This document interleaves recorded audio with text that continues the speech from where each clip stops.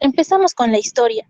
Se puede situar el comienzo de la endoscopía moderna en el año 1806 con Bossini, que empleó por primera vez el instrumento de Leiter, que consistía en un espejo de refracción y una vela y un catéter uretral para visualizar la vejiga urinaria en casos de litiasis y neoplasias. En el siglo XIX destaca la figura de Civiali y Begelow, padres de la técnica de la litopalaxia y la primera litroticia endoscópica moderna. En 1853, de Sormeaux, se le atribuye la palabra endoscopie, que adaptó una rejilla de chimenea, una lámpara de querosene y un espejo para poder ver la vejiga, el cérvix y el útero, y realizó los primeros procedimientos por medio del citoscopio. En 1876, Nietzsche fabrica el primer citoscopio moderno de visión directa utilizando un sistema de lentes para magnificar la imagen obtenida. En 1929, Edgeworth y Alexander desarrollaron lo que es la urografía de eliminación con medios de contraste yodados en la eliminación renal, ureteral y vesical a través de placas de rayos X. Siguiente, por favor. En 1955, Godwin realizó la primera nefrostomía percutánea y describió por primera vez el acceso percutáneo al riñón con el paciente en decúbito prono. En 1976, Ferstrom y Johansson reportaron los tres primeros casos exitosos de nefrostomías percutáneas y extracción de cálculos bajo control fluoroscópico. Y en 1979, el doctor Pérez Castro fue pionero en la aplicación de la litrotricia y la nefrolitectomía percutánea en España y está considerado como el padre de la uretrorenoscopía rígida. En 1980, a los grupos de Alke y Wigman se les atribuye la paternidad de la nefrolitotomía percutánea por ser los primeros en reportar series de casos tratados con esta técnica. Y en 1980, Chauci trató con éxito a un paciente con un cálculo renal mediante la litroticia extracorpórea por ondas de choque. Y en 1997, Heller y Jagman describieron la utilización de un acceso miniaturizado para la realización de la nefrolitotomía percutánea en la edad infantil. Siguiente, por favor. Dentro de la endorototomía tenemos la ureteroscopía flexible que permite el acceso al tracto urinario superior. Dentro de las indicaciones diagnósticas se usa para la evaluación de la obstrucción del tracto urinario superior y defectos de hiene, así también para la localización del origen de una citología urinaria positiva. Dentro de las indicaciones terapéuticas se usa en el manejo de la litiasis urinaria, en el tratamiento de la estenosis pieloureteral y en el manejo conservador de tumores de las vías urinarias superiores y en el tratamiento de lesiones benignas o sangrantes del tracto urinario. Así también se indica para el drenaje de cálices cerrados. En las complicaciones intraoperatorias podemos encontrar lesiones ureterales, sangrado y daño a estructuras vecinas. Y en las posoperatorias puede haber infección y filtraciones urinarias. Como complicación tardía puede generar estenosis ureteral y reflujo vesicoureteral. Siguiente, por favor.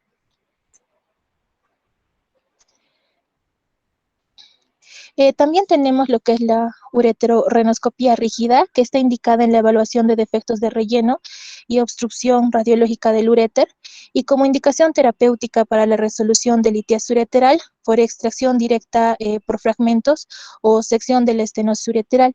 También se usa para lo que es la resección de tumores uroteliales de bajo grado. Dentro de las complicaciones perioperatorias encontramos lesiones ureterales por perforación o abulsión, y las lesiones vasculares por sangrado y colecciones periureterales. Otra complicación son las infecciones. Como complicación tardía, podría generar lo que es la estenosis ureteral. Está contraindicada en pacientes con hipertrofia prostática, fibrosis retroperitoneal o que hayan tenido radioterapia previa o cirugía pelviana. También en aquellos pacientes con anomalías ortopédicas e infecciones del tracto urinario. Siguiente, por favor. También encontramos la ureterorenoscopía flexible, que es cada vez más utilizada como tratamiento de primera línea en litiasis renal y del uréter proximal. Esta técnica permite localizar con facilidad el cálculo y se emplea una fibra de láser Olmio para la fragmentación del cálculo con un control visual directo, reduciendo al máximo el riesgo de complicaciones. Dentro de las indicaciones diagnósticas está la hematuria macroscópica unilateral y la evaluación de citología positiva unilateral, y está indicada en casos de litiasis del polo inferior. También está indicado si falla la litroticia extracorpórea por ondas de choque y en pacientes con obesidad mórbida y malformaciones musculoesqueléticas. En las complicaciones perioperatorias podemos encontrar la sepsis y el sangrado, y en las tardías la estenosis ureteral, y está contraindicado en pacientes con infecciones urinarias y estenosis ureteral. Siguiente, por favor. La nefrostomía percutánea va a ser la técnica quirúrgica mínimamente invasiva que permite la colocación transitorio permanente de un catéter en el interior del sistema colector renal, y está indicado para el tratamiento de los conflictos obstructivos del tracto urinario superior y el manejo de fístulas urinarias. El tiempo de permanencia del catéter es variable, con fines diagnósticos suele estar alojado pocos días, y con fines terapéuticos puede dejarse 1 a 2 semanas para mejorar o recuperar la función del riñón. En las complicaciones están las infecciones de los conductos de las vías urinarias y lesiones de órganos vecinos, como es el colon, el duodeno, la pleura o hematomas. Y está contraindicado en diátesis hemorrágica o pacientes con enfermedad grave del raquis, que impide el posicionamiento adecuado del paciente, y anomalías posicionales renales. Siguiente, por favor.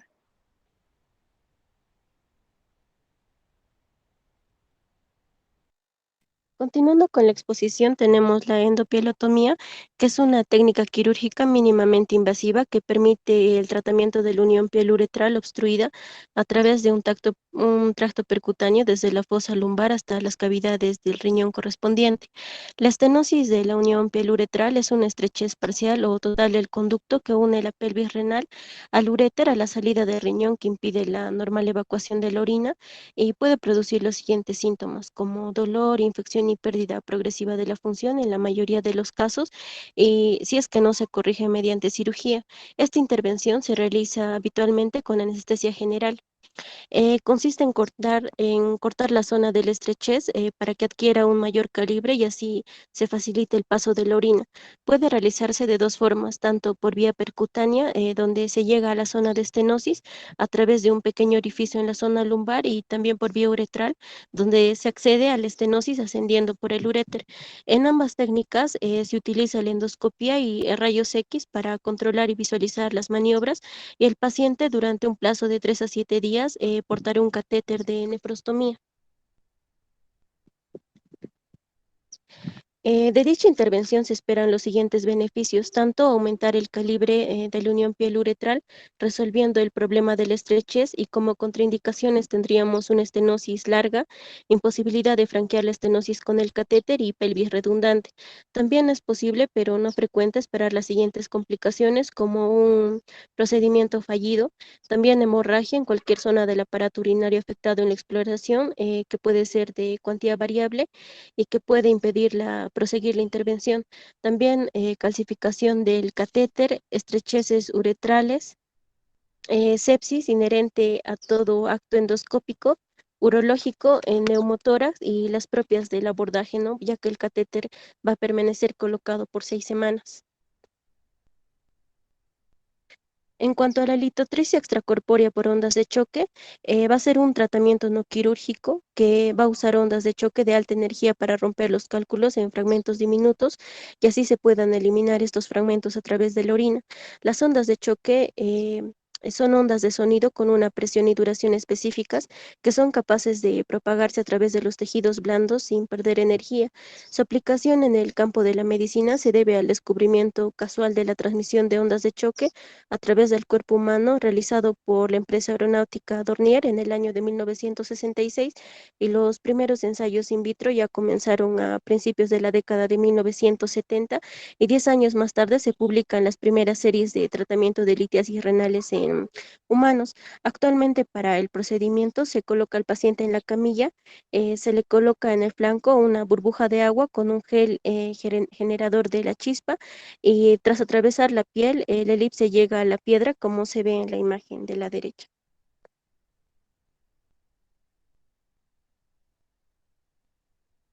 En cuanto a los mecanismos de desintegración litiásica por onda de choque, se da por una fractura compresiva y por fuerzas de cizalladura.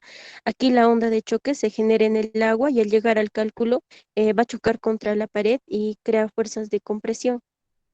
El otro proceso es de espalación, donde se va a duplicar la onda de choque al cambiar de medio, de la piedra al agua o orina, y va a atravesar el cálculo y se encuentra otra vez, ¿no?, en una interfase que es cálculo-agua y nuevamente da la vuelta. La tercera fase es la cavitación, donde ya en la fase de interfase entre la orina y piel se van a crear microburbujas que van a aumentar la presión al hacerse grandes y también así van a conseguir destruir la piedra.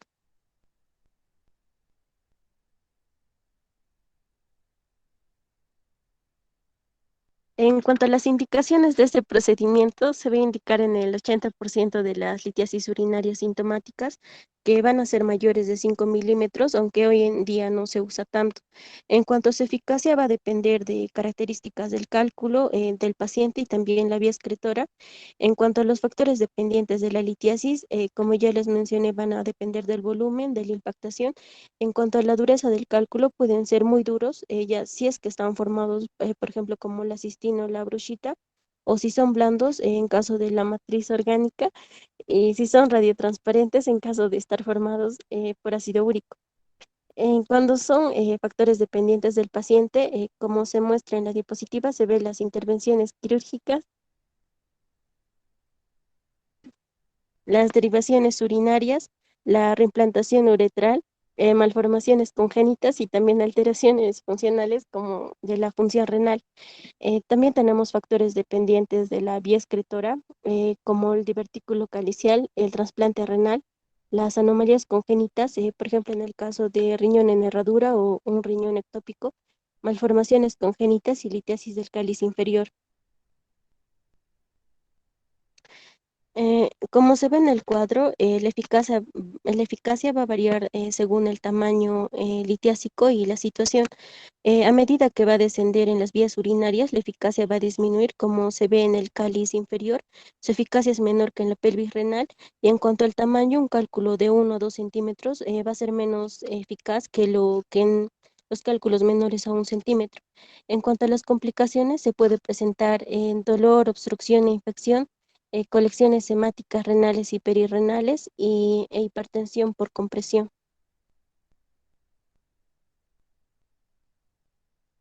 En cuanto a los predictores de la desintegración litiásica de la litotricia, con una tomografía de alta resolución sin contraste se mide la distancia litiásica de 0,45 y 90 grados, y las litiasis mayores de 2 centímetros no se van a tratar con la litotricia extracorpórea.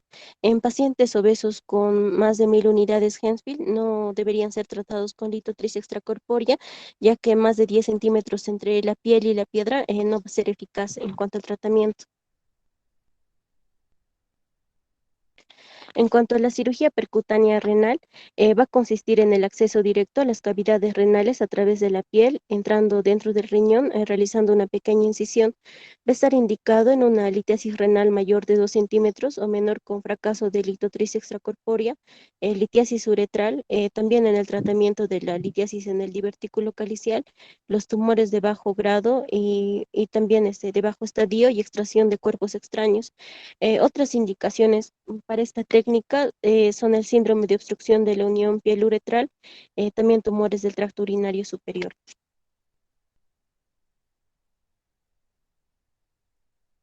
Las complicaciones son las siguientes. La lesión del colon, que es una complicación rara, y su tratamiento va a ser conservador si es retroperitoneal y se va a realizar una retirada precoz de la nefrostomía del colon. Otra complicación rara también es la lesión torácica, donde podemos tener un neumotórax, un hidrotórax o también un hemotórax. Otra complicación es el sangrado venoso, que es una de las complicaciones más frecuentes. que se puede resolver con el clampaje del drenaje de la nefrostomía, y el sangrado arterial hay que diagnosticarlo mediante una arteriografía, y para el tratamiento se tiene que embolizar para que deje de sangrar. También se puede presentar la sepsis, que es una de las complicaciones más importantes. Otra complicación es el síndrome de respuesta inflamatoria sistémica y el aumento de la presión intraluminal. En el caso de la nefrolitectomía percutánea, va a estar indicado en una litiasis renal que va a ser mayor a 2 centímetros o menor a 2 centímetros en caso de que haya un fracaso en la litotricia extracorpórea. La técnica va a ser la colocación del paciente en decúbito supino, que aporta ventajas desde el punto de vista anestésico, especialmente en pacientes obesos, y la punción se tiene que realizar por ecografía o fluoroscopía, que va a permitir evitar las lesiones de vísceras vecinas, como se muestra en la imagen. La punción se tiene que hacer por la papila para no dañar las arterias infundibulares, y después se usa dilatadores. Mientras se va dilatando poco a poco, se accede a romper la piedra, y por último se tiene que dejar la nefrostomía para drenar las cavidades, como se observa en la imagen de la derecha. Por último, tenemos la cirugía endoscópica renal combinada, que va a ser una técnica endourológica más avanzada empleada en el tratamiento de cálculos urinarios, y se trata de un procedimiento de mínima invasión, y se emplea para litiasis renales uretrales complejas, y que va a permitir la eliminación de los cálculos con mínima agresión al riñón, donde se va a evitar las secuelas de la cirugía abierta clásica. Va a estar indicado en las litiasis coraliformes y las litiasis renales múltiples, y esta técnica va a combinar otros dos tipos de técnicas que ya mencionamos, que son la nefrolitotomía percutánea y la cirugía intrarrenal retrógrada. Ambos abordajes van a tener la posibilidad de emplear, ¿no?, un instrumental rígido y flexible para ambas vías, ¿no? Siguiente, por favor. Eso sería todo, doctor. Gracias. ¿Alguna pregunta, muchachos, en la parte del tema de endourología?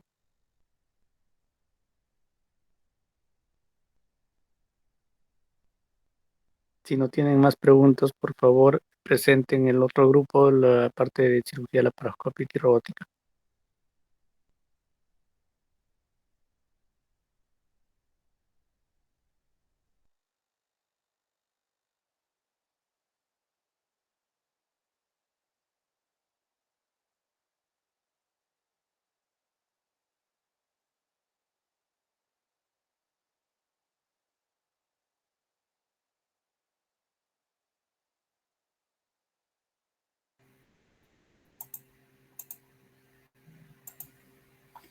Bueno, compañeros, buenas tardes, doctor, buenas tardes. Siguiendo con las exposiciones, vamos a hablar acerca de urología técnicas. Este es el índice de historia, cirugía laparoscópica y también de la robótica. En cuanto a la historia, vamos a hablar que el desarrollo de la laparoscopía como técnica mínimamente invasiva es fruto de sucesos y progresivos eventos, ¿no? Desde la época de Hipócrates, casi 500 años antes de Cristo. La palabra laparoscopía proviene de la palabra griega lápara, que significa abdomen, y escopo, observar. Esto nos lleva a la conclusión de que es mirar dentro del abdomen. Desde la antigüedad, entonces, y en diferentes civilizaciones, se manifestaba este interés, ¿no?, por explorar las cavidades corporales a través de orificios naturales. No obstante, la primera descripción clara del uso de estos instrumentos se atribuye al cirujano español de origen árabe, Abul Qasis, que vive, ¿no?, entre 936 hasta el año 1013 después de Cristo, y es el que da el uso de estos instrumentos para explorar por primera vez el cuello uterino. Luego, para el año o la década de los 60,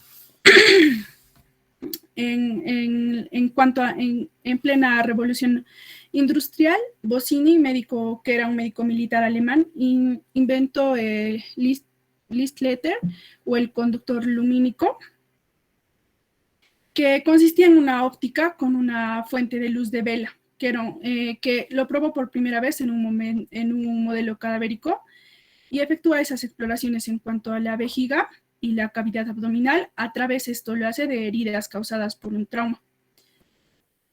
En 1853, el urólogo francés Antonin Jean de Sorneaux mejoró este sistema óptico y la fuente lumínica, creando el primer endoscopio.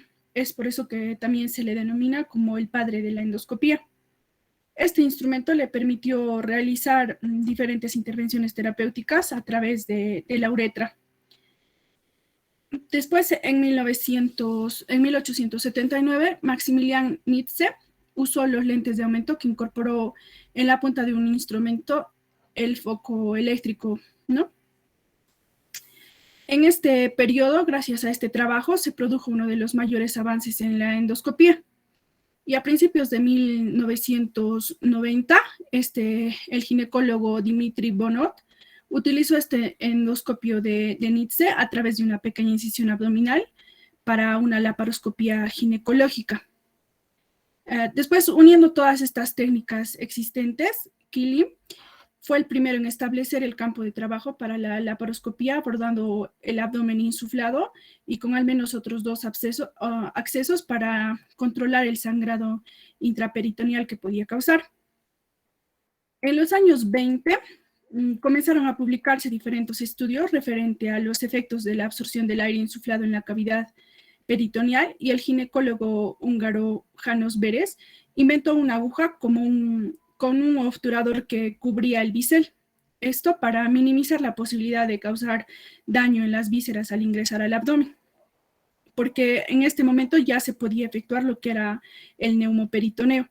Esta aguja se ocupa también hasta ahora, ¿no?, rutinariamente en las cirugías laparoscópicas.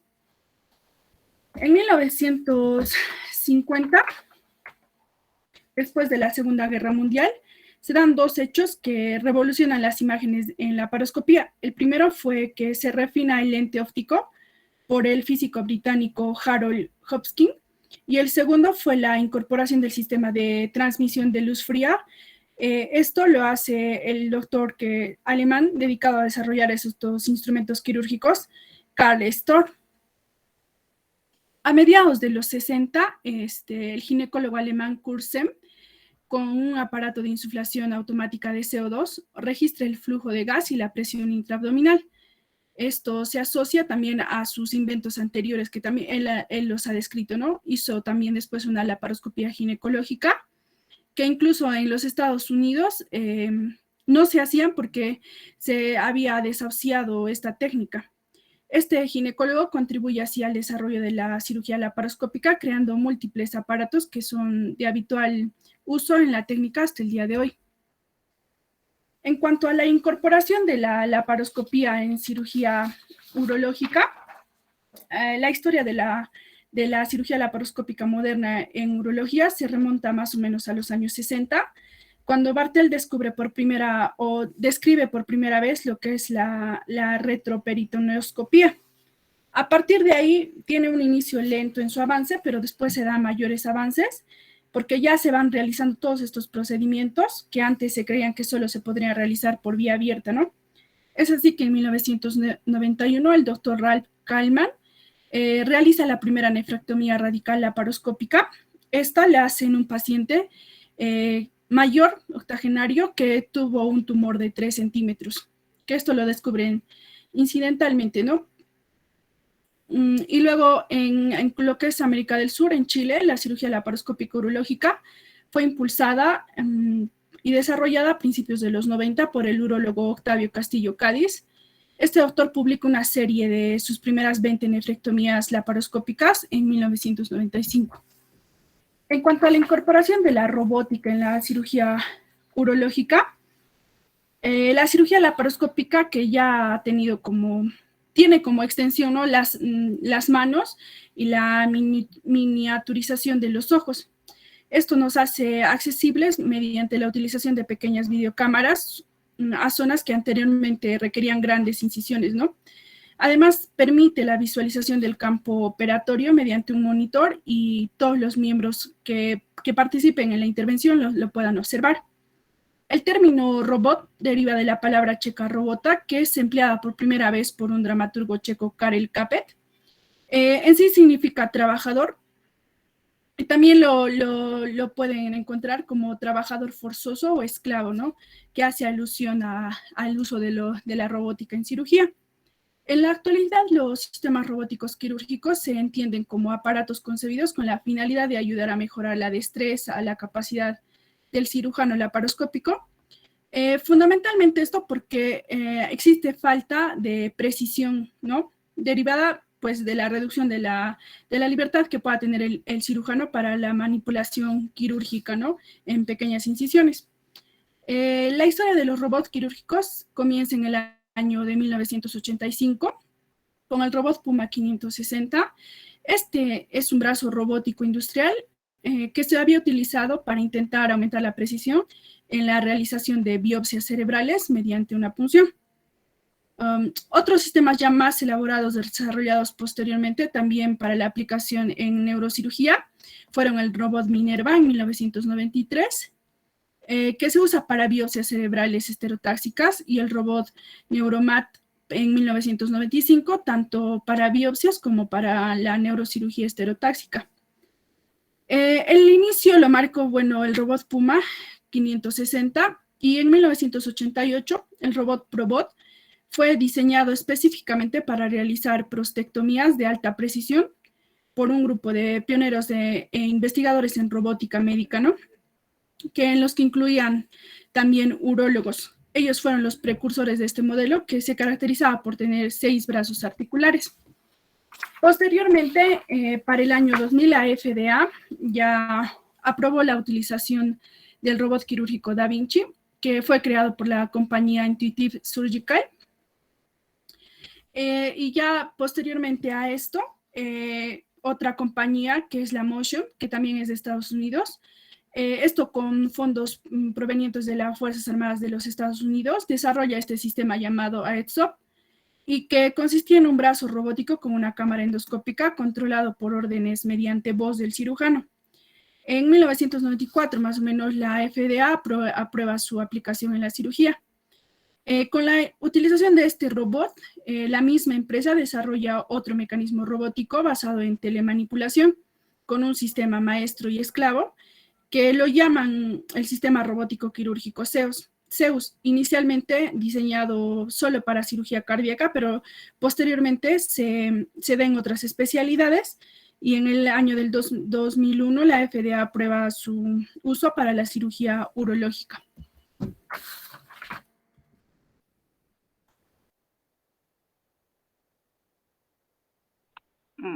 Ya, continuando con la exposición, vamos a hablar sobre la cirugía laparoscópica.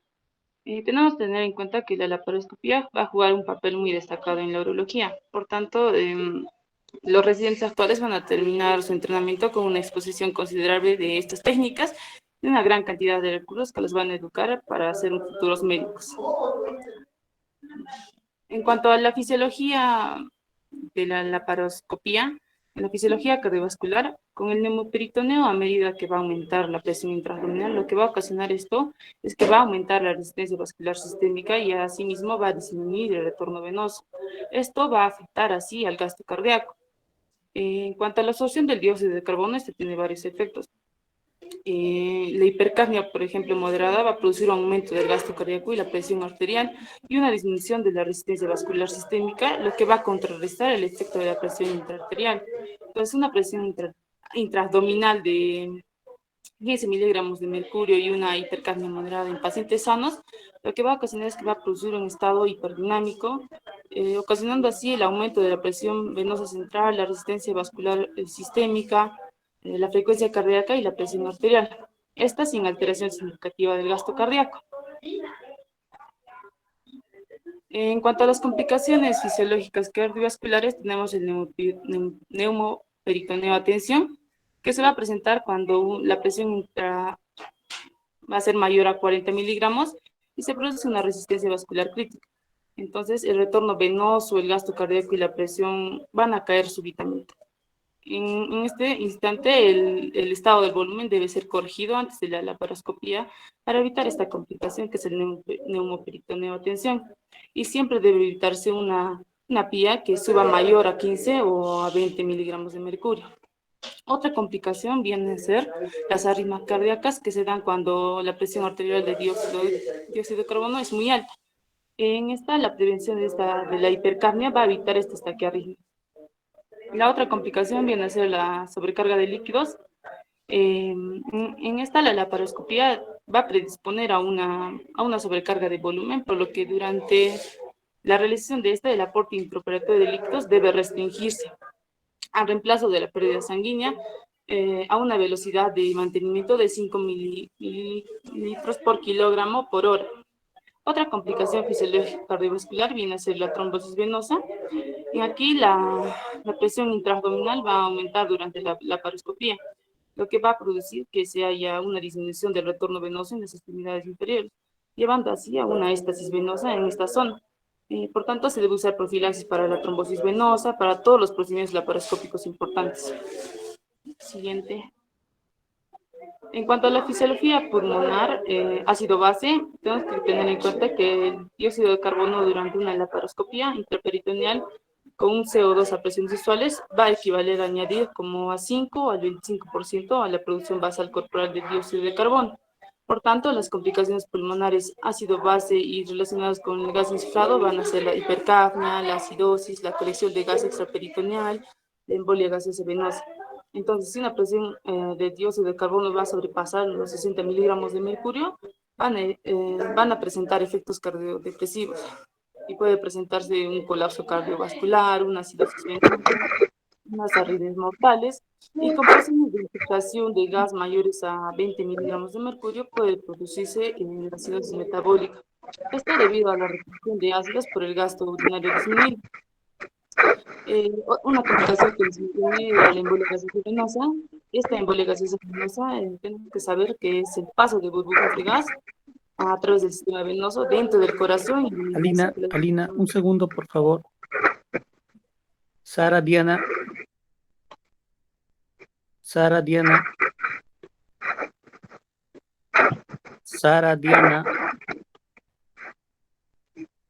¿Pueden comunicarle que apague su micro, por favor?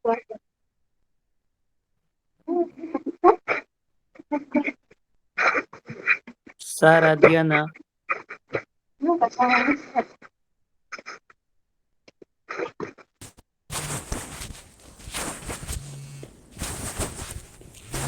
A ver, uno de sus compañeros puede indicarle que puede apagar su micro, por favor.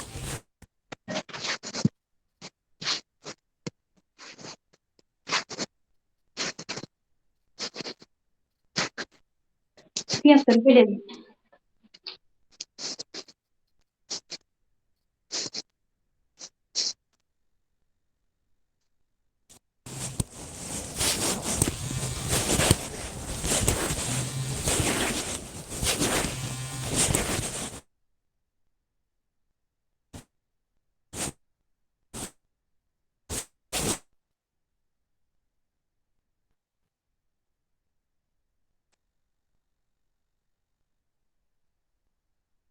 Continúa la exposición, por favor. Ok, doctor. Como les mencionaba, una de las complicaciones pulmonares era la embolia gaseosa venosa.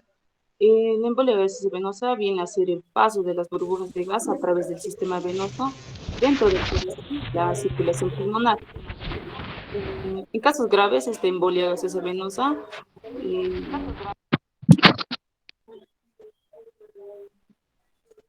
en casos graves, la embolia gaseosa venosa va a formar un circuito de flujo sanguíneo del lado derecho del corazón, lo que va a provocar que produzca hipoxia, hipercapnia o un gasto cardíaco disminuido. Y este se va a presentar en 1% de los pacientes con cirugía laparoscópica.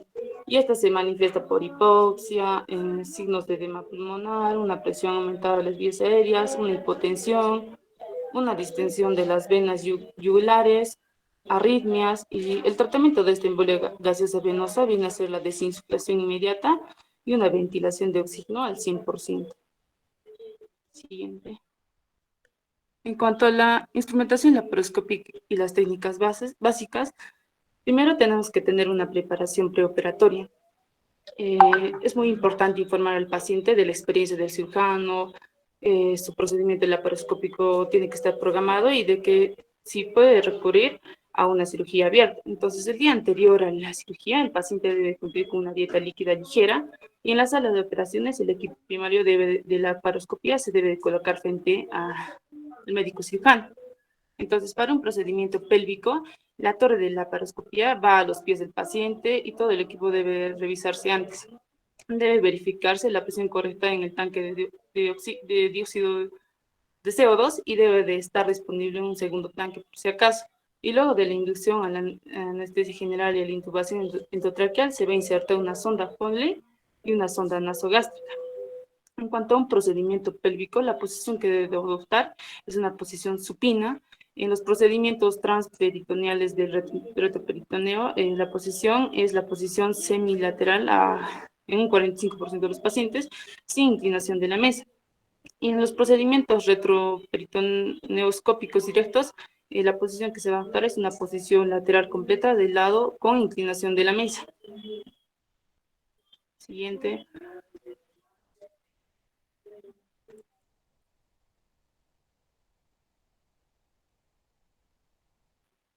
Ya. En cuanto a la formación del neumoperitoneo, tenemos que saber que los dos métodos más comunes de insuflación para crear un neumoperitoneo vienen a ser la técnica cerrada con aguja de Behrens y la abierta con cánula de Hassan. En esta, la aguja de Behrens se coloca a través de una incisión de la piel abdominal en el sitio elegido del primer puerto. Entonces se va a insertar, como podemos observar en la imagen, perpendicularmente a la pared abdominal, inclinándola fuera de los grandes vasos de la línea media. Entonces, hay dos líneas de resistencia a medida que se atraviesa la capa facial y luego la membrana peritoneal. Entonces, después de insertar la aguja y ya está en el espacio peritoneal, primero se va a colocar una jeringa de 10 ml y se va a llenar a la mitad con una solución salina de la aguja y se va a mover el émbolo hacia atrás. Entonces se va a aspirar el gas, no tiene que aspirar ningún gas, ningún líquido, y se va a inyectar casi toda la solución salina a través de esa aguja. Y se intenta aspirarse, ¿no? Y debe fluir con facilidad y no regresar la aspiración. Finalmente, lo que se va a hacer es colocar una gota de solución salina en la aguja de Behrens y debe caer rápidamente dentro del abdomen. En cuanto a la técnica de Hassan, esta consiste en la colocación de un puerto laparoscópico a través de una incisión hasta el espacio intraperitoneal bajo visión directa. Siguiente, por favor. En cuanto a la colocación del puerto, tenemos que saber que la selección de los puertos es muy importante, pues esto va a determinar el acceso de los instrumentos a los operarios. Entonces, los puertos disponibles son del tamaño de 5, 10, 12 milímetros y los puertos pueden ser descartables o reutilizables. Si se ha utilizado la aguja de Behrens para un ingreso abdominal, lo que tenemos que hacer, el siguiente paso va a ser colocar el primer puerto. Y este siempre va a ser para el laparoscopio insertado en el sitio de la colocación de las agujas Behrens. Y si se va a usar un movimiento firme y continuo para dirigir este puerto hacia el abdomen. Esto con la finalidad de evitar la desviación inadvertida del puerto durante el procedimiento. Y se va a anclar hacia la piel mediante una sutura, ¿no? Y se inserta el laparoscópico y se va a inspeccionar los contenidos intraperitoneales. Y los siguientes puertos se van a colocar bajo un control visual a través de un laparoscopio.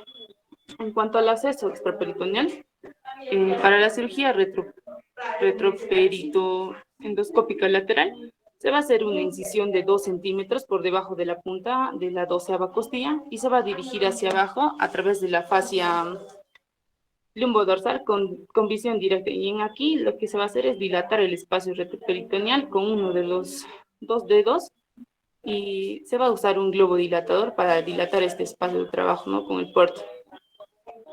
Y en su lugar lo que se va a hacer es insertar puertos adicionales en la base de la 12ª costilla, en la punta de la 11ª y en la línea medio axilar por encima de la cresta ilíaca.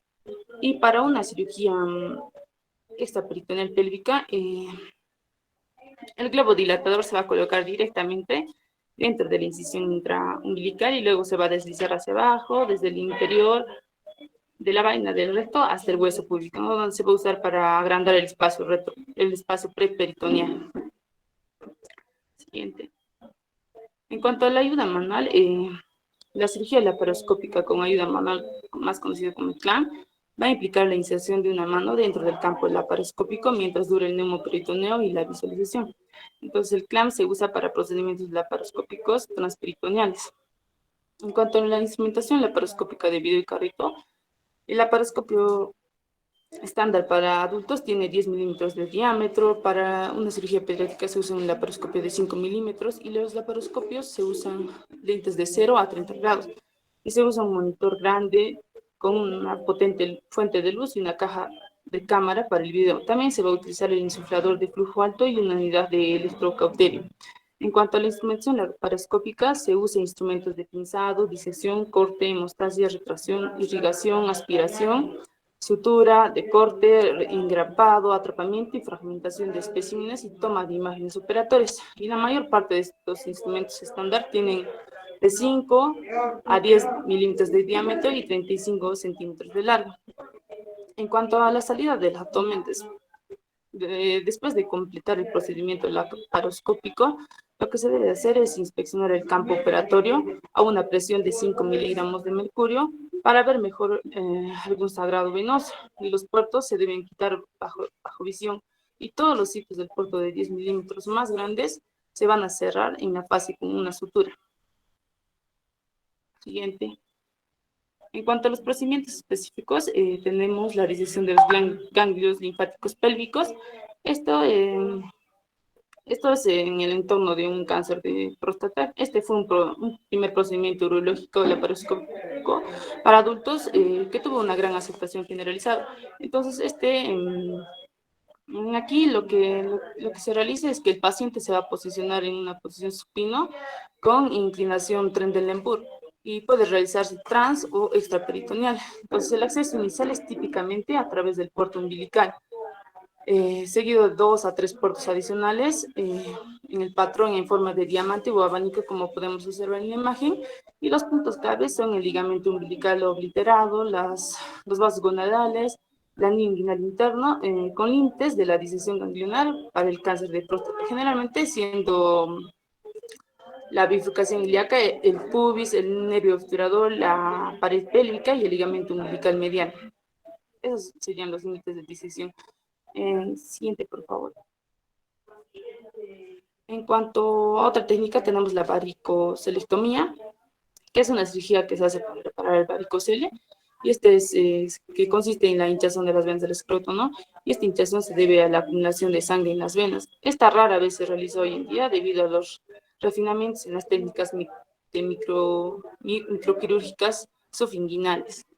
Otra técnica viene a ser la orquidopexia, que es una intervención quirúrgica para hacer descender los testículos dentro del escroto. Y le considera que la laparoscopía ha sido considerado por muchos urólogos pediatras como una herramienta diagnóstica de referencia para los testículos no palpables. Siguiente.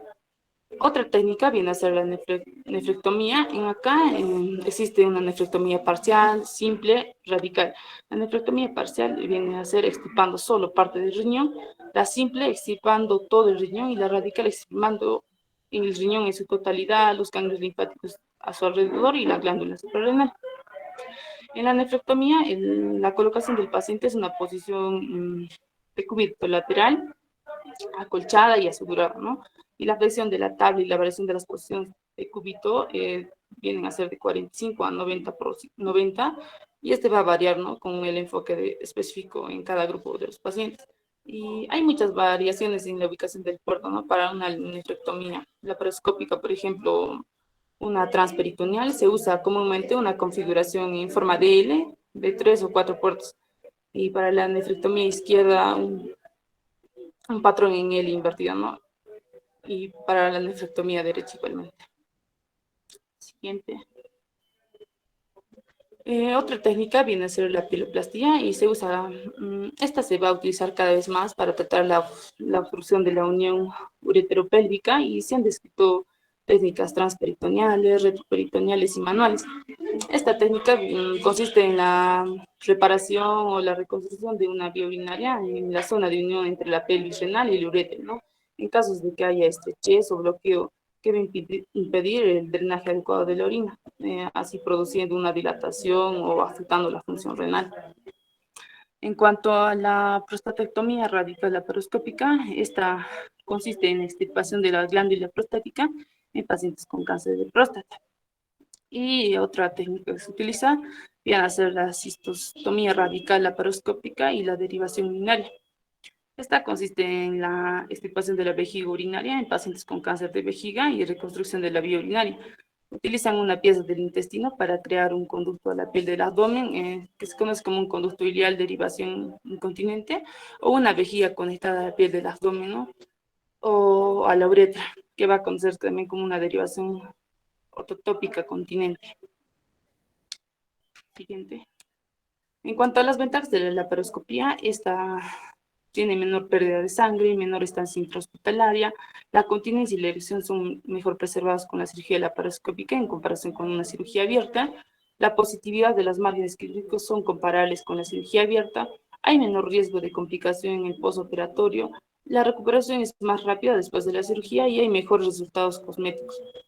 En cuanto a las aplicaciones urológicas, hay diferentes tipos de nefrectomías, como ya les había mencionado, la crioablación renal laparoscópica, la nefrouretectomía laparoscópica, la pieloplastia laparoscópica, la nefropexia laparoscópica, la resección laparoscópica de quistes renales, prostatectomía radical laparoscópica, ureterolisis laparoscópica, varicocelectomía laparoscópica, una linfadenectomía retroperitoneal laparoscópica, una linfadenectomía pélvica y así como otras aplicaciones urológicas que se puede tener.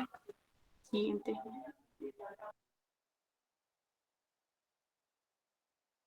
Continuando con la exposición, vamos a hablar acerca de lo que vendría a ser la cirugía robótica dentro de lo que serían los procedimientos urológicos. Siguiente. Bueno, como sabemos, dentro de la cirugía robótica, dentro de la urología, ha resaltado desde lo que vendría a ser el año 2000, ya que ha cobrado mayor importancia, siendo en la actualidad los sistemas robóticos quirúrgicos uno de los aparatos concebidos con la finalidad de ayudar a mejorar la destreza y la capacidad quirúrgica del cirujano laparoscópico. Si bien, como podemos ver, el actual instrumento robótico utilizado es el robot Da Vinci, el cual se utiliza para estos procedimientos en las diferentes áreas y procedimientos. Este se caracteriza porque contiene brazos robóticos, el cual es controlado por el cirujano a realizar los procedimientos mediante una consola remota y, bueno, usar el uso de del instrumento que se adhiere a lo que vendría a ser robot. Siguiente. Como ya mencionaba, el sistema robótico como que resalta en este tema sería lo que vendría a ser el sistema Da Vinci, ese robot quirúrgico más utilizado. Se caracteriza, bueno, en este se puede ver que el control de los instrumentos se logra a través de los controles de dedos en un movimiento libre, el cual se caracteriza, que traducen en el movimiento físico de los dedos y la muñeca en señales eléctricas e informatizadas de tal manera que los brazos robóticos reflejan los movimientos de la muñeca y de los dedos, haciendo el trabajo más fácil y de mejor manera para el cirujano laparoscópico. Como podemos ver en la imagen inferior de izquierda, vemos el carro quirúrgico, el cual va a constar de 3 o 4 brazos. Esto va a depender de la generación de robot.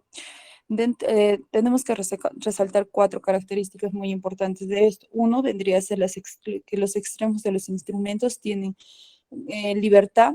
Entre estos tendrían 7 grados de libertad y son capaces de imitar la mano del cirujano. Una ergonomía mejorada para el cirujano, ya que consta, como podemos ver en la imagen, de una silla donde el cirujano se puede sentar y dirigir la consola.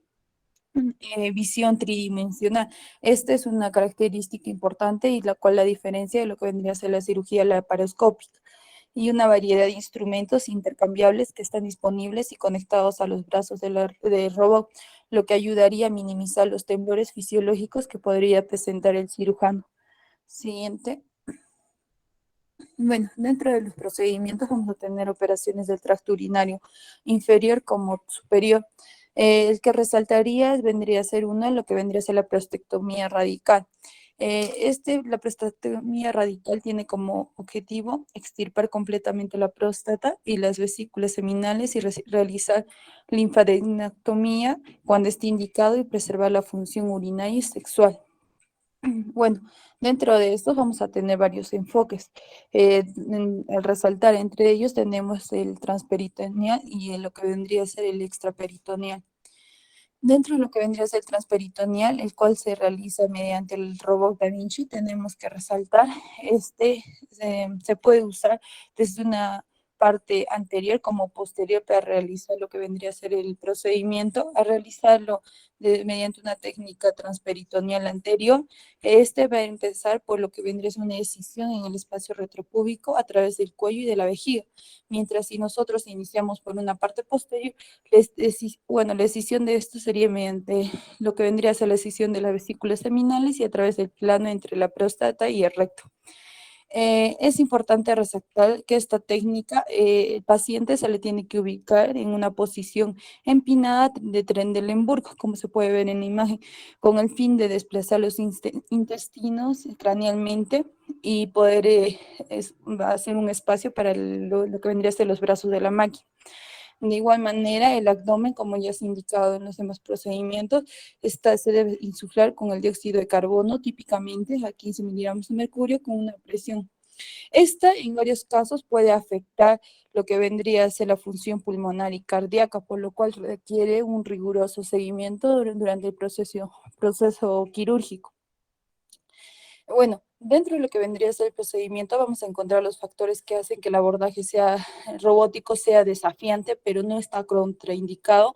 Vamos a tener una cirugía abdominal o pélvica compleja previa que se haya sometido el paciente, una obesidad mórbida, la próstata grande o el óvulo mediano y lo que vendría a ser una radiación previa a la cirugía de próstata.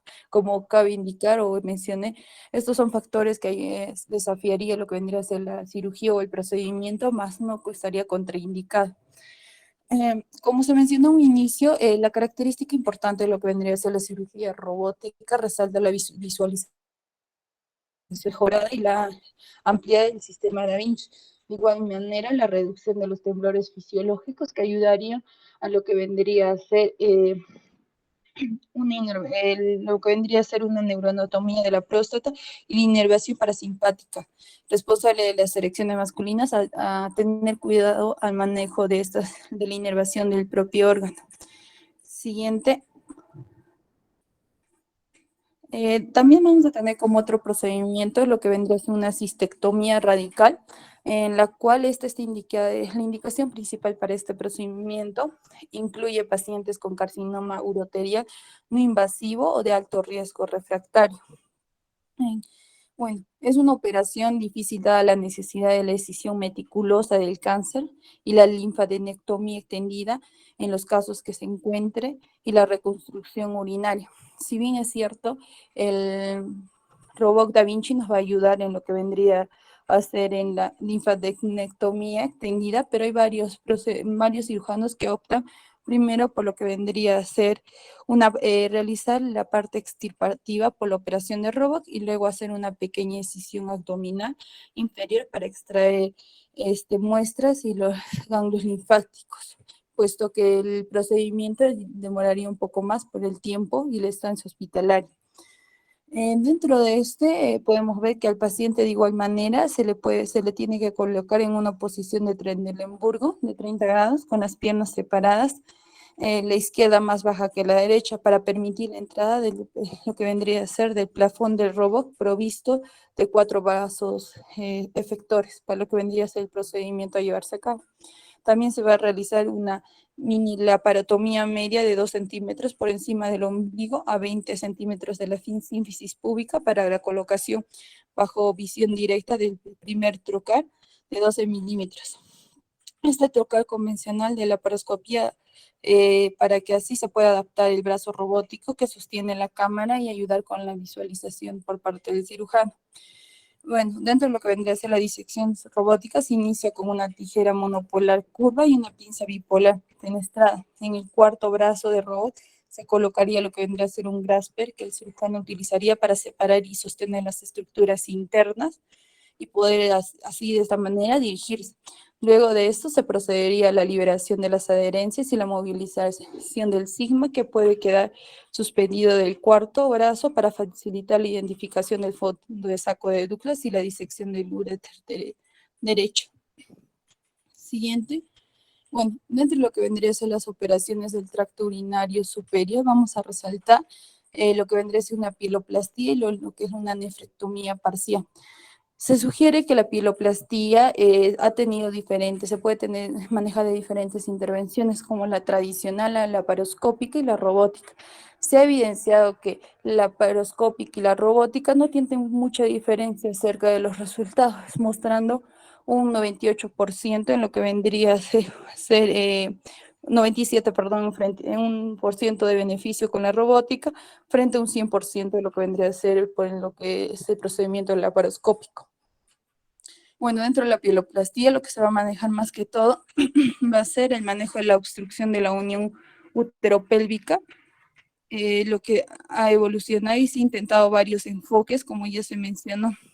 Las ventajas de lo que vendría a ser el método robótico ayudaría en el tiempo operativo más rápido y lo que vendría a ser una pérdida menor de sangre y una hospitalización más corta, que esta está, bueno, 2 días frente a 3.5 días de lo que vendría a ser una laparoscópica. Pero de igual manera se resalta las tasas de éxito que tiene la robótica frente a lo que es la laparoscópica. Dentro de lo que vendría a ser una nefrectomía parcial, tenemos que la nefrectomía parcial abierta se ha visto como una operación difícil debido a la movilidad del paciente, la expectativa de sangrado significativo y las preocupaciones que rodean los márgenes quirúrgicos, frente a lo que vendría a ser un procedimiento robótico donde se ha visto que el tiempo es, el sangrado es mínimo y ayudaría en las comorbilidades que el paciente podría tener. Dentro de lo que vendría a ser la nefrectomía parcial mínimamente invasiva, ya sea tanto laparoscópica o robótica, se ha visto que es una operación desafiante que requiere una meticulosa decisión tumoral y control del sangrado y cierre del sistema colector, con la necesidad simultánea de la prontitud y riesgo subyacente de sangrado significativo. Siguiente. Eso sería todo, doctor. Muy bien, bonita la exposición, muy ilustrativa. ¿Alguna pregunta de la clase?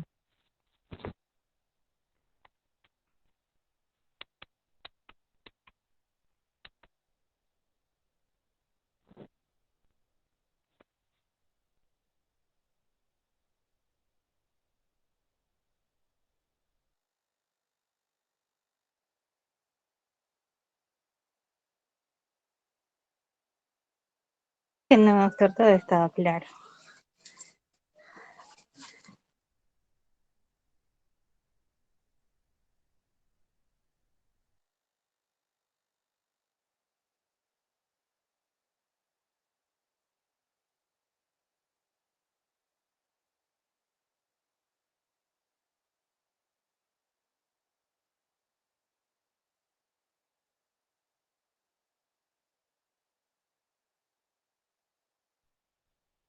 Karen, te decía, estamos próximos al final del semestre y quisiera coordinar contigo por interno como para cuándo vamos a fijar la fecha del examen final y qué es lo que vamos a hacer, ¿sí?